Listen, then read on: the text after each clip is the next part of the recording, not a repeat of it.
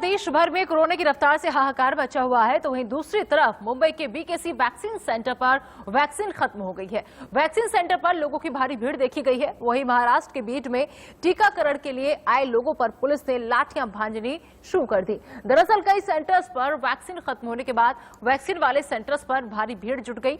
लोगों को कंट्रोल करने के लिए पुलिस को हल्का लाठीचार्ज करना पड़ा। इसके अलावा तीसरी तस्वीर बेंगलुरु की है, जहां वैक्सीनेशन सेंटर पर भारी भीड़ लगी हुई है। कोरोना की रफ्तार को देखते हुए लोग वैक्सीनेशन सेंटर्स पर पहुंच रहे हैं। तो तीन तस्वीरें आपको दिखा रहे कि कैसे वैक्सीन खत्म हो गई बीकेसी सेंटर में मुंबई की है, जहां पर लोग परेशान नजर आए। बीड महाराष्ट्र की भी तस्वीर आप देखिए, जहां पर पुलिस ने लाठियां भांजी और वैक्सीन के लिए भीड़ उमड़ रही है। तीसरी तस्वीर में है बेंगलुरु कर्नाटक की, यहां पर भी यही हाल है।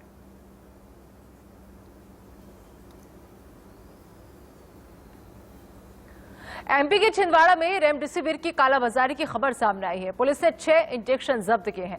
आरोपी एक इंजेक्शन 25,000 रुपए तक ब्लैक में बेच रहे थे। छिंदवाड़ा एसपी को जब इस बारे में जानकारी हुई तो उन्होंने पुलिस की टीम बनाकर एक आरोपी को गिरफ्तार किया है। बताया जा रहा है कि ये इंजेक्शन अमरावती से लाए गए थे।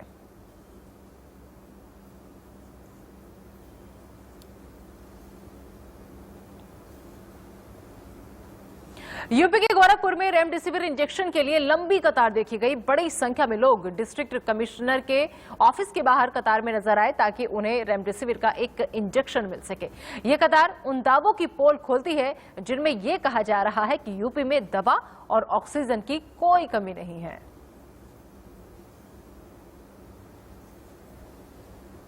तो सिस्टम और सरकार की पोल खोलती ये तस्वीरें कमिश्नर दफ्तर के बाहर की तस्वीरें हैं, जहां लोगों की लंबी कतार लगी हुई है, सिर्फ इस आस में कि कोई तो रेमडेसिविर दिला दो। हम लोग रेमडेसिविर इंजेक्शन के लिए यहाँ पे लाइन लगाए हुए हैं और जो पेशेंट हमारा एडमिट है वो तो वहाँ मर ही रहा है, हम भी यहाँ मर रहे हैं। पिछले 4 दिन से मैं यहाँ आ रहा हूँ और यहाँ बाहर किसी तरह का कोई व्यवस्था नहीं किया गया है।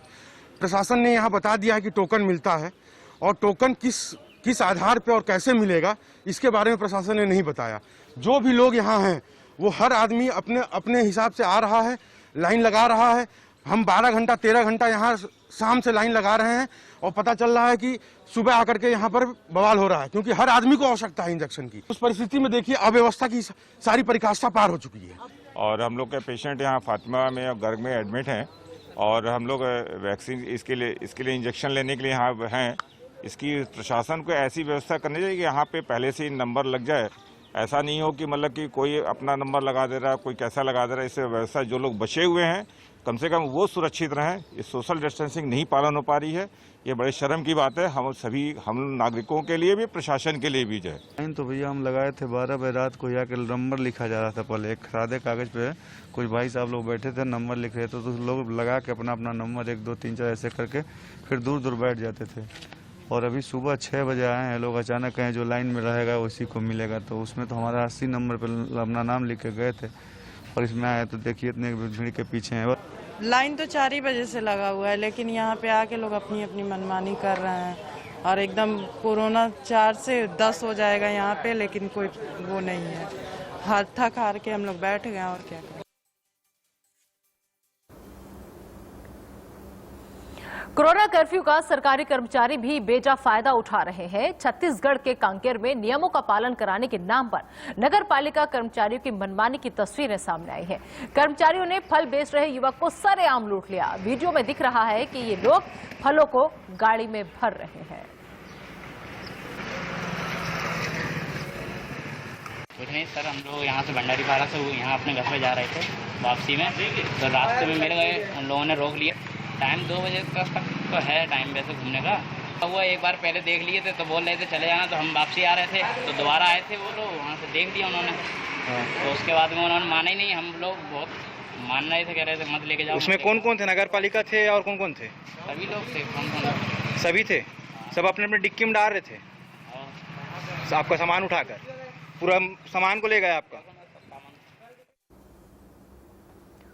महाराष्ट्र में सख्त पाबंदियों के बीच अधिकारी भी लोगों पर सख्ती कर रहे हैं। जलगांव में जो जगह प्रशासन ने बारात में जरूरत से ज्यादा लोगों के होने पर चालान काटा, पुलिस ने दोनों ने बारातों से दोनों बारातों से 17,000 जुर्माना वसूलने के बाद उन्हें सख्त हिदायत दी। पुलिस का कहना है कि किसी भी शादी में 50 से ज्यादा लोगों को इजाजत नहीं है और उल्लंघन करने वालों पर सख्त कार्रवाई की जाएगी।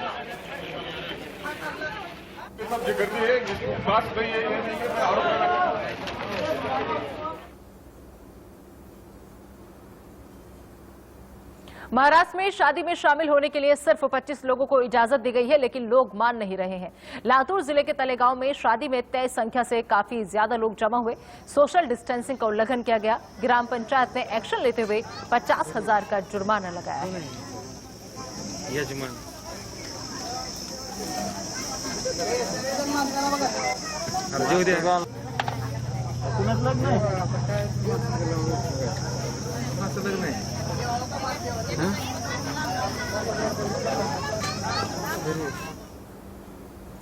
शहरों में सन्नाटा पसरा हुआ है। कोरोना के बढ़ते कहर और प्रशासन की सख्ती ने सड़कों को सूना कर दिया है। जो मॉल्स गुलजार रहते थे आज वो सूने हैं। गुरुग्राम में संवाददाता देवेंद्र भारद्वाज बता रहे हैं क्या है हालात, देखिए रिपोर्ट।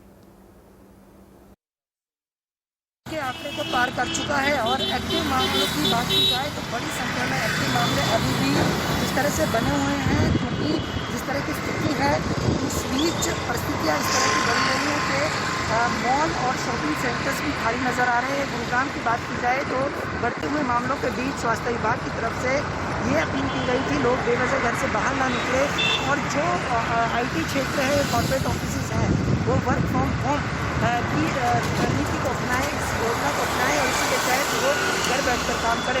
इस अपील के बाद कहीं ना कहीं अब ये असर सीधे तौर पर देखने को मिल रहा है। गुरुग्राम के MG रोड के बाद सबसे ज़्यादा मॉल की संख्या गुरुग्राम के सोना रोड पर है, जहाँ सबसे ज़्यादा शॉपिंग सेंटर और मॉल है और बड़ी संख्या में लोग यहाँ खरीदारी के लिए आते हैं। लेकिन अब फिलहाल ये मॉल्स सुनसान पड़े हुए हैं और इसका बड़ा कारण यही है कि जिस तरह से गुरुग्राम में रोज़ाना करीब 3,000 से भी ज़्यादा मामले रोज़ निकल कर आ रहे हैं और 20,000 से ज़्यादा एक्टिव मामले हो चुके हैं और वहीं लगातार बढ़ते हुए मामलों के बीच सीधे तौर पर इसका असर अब मार्केट पर भी नज़र आने लगा है और ज़रूरी भी है क्योंकि लोगों को अपनी जिम्मेवारी समझनी होगी, क्योंकि बढ़ते हुए आंकड़े अब एक चुनौती पेश कर रहे हैं और इस महामारी को किस तरह से नकेल कसी जाए इस पर, क्योंकि वैक्सीनेशन भी लगातार जारी है और यही कारण है कि सड़कों पर गाड़ियों की संख्या भी कम आ रही है। लेकिन अब लोगों को समझना होगा कि इस अदृश्य दुश्मन पर यदि नकेल कसनी है तो उन्हें अपनी जिम्मेवारी समझनी होगी। गुरुग्राम से देवेंद्र भारद्वाज, इंडिया न्यूज़। गुरुग्राम में इंदौर में एक कांस्टेबल ने कोरोना पॉजिटिव महिला की मदद करके मिसाल पेश की है। दरअसल महिला कोरोना पॉजिटिव है और अस्पताल में इलाज करा रही है। मां के बीमार होने के बाद उसके 8 साल के बेटे ने खाना पीना छोड़ दिया और काफी कोशिश के बाद भी नहीं माना। मां को याद आया कि उसका बेटा शहर के एक कांस्टेबल को देखकर काफी खुश होता है। ये पुलिसकर्मी शहर में डांसिंग कांस्टेबल के नाम से मशहूर हैं। कांस्टेबल डांस करके ट्रैफिक कंट्रोल करते हैं। महिला ने कांस्टेबल से बात की और फिर वो खुद महिला के बेटे को मनाने के लिए खाना लेकर पहुंचा। आखिरकार महिला का बेटा मान गया।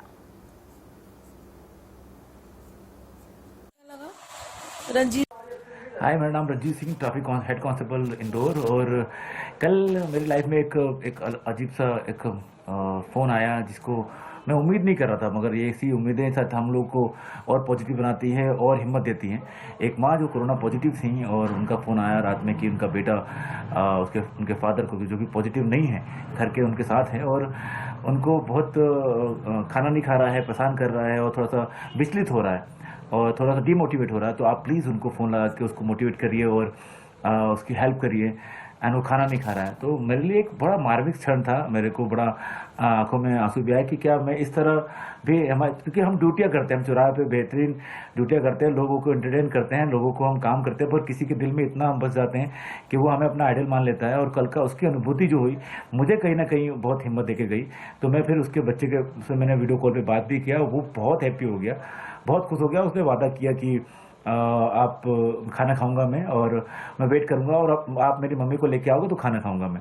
एंड देन मैंने उसको बोला कि हाँ, मैं वादा करता हूँ कि मैं आपकी मम्मी को लेके आऊँगा। आपके एक फ़ोन की वजह से मेरे घर का पूरा माहौल बदल गया है और बच्चा खुश हो गया है और वो कहीं ना कहीं उसके अंदर हिम्मत आ गई है और वो अपनी मम्मा का वेट कर रहा है और वो जो पैनिक हो रहा था वो पैनिक नहीं हो रहा। सब यकीन मानिए बहुत बहुत खुशी हुई। तो आप भी अगर ऐसी खुशियां बांट सकते हैं, कहने को छोटी छोटी बात होती है ये, लेकिन कई बार बहुत लोगों की जिंदगी में बहुत मायने रखती है। तो कोशिश जरूर करके देखिएगा, अच्छा लगेगा। रुक रहे हैं फिलहाल एक छोटे से ब्रेक।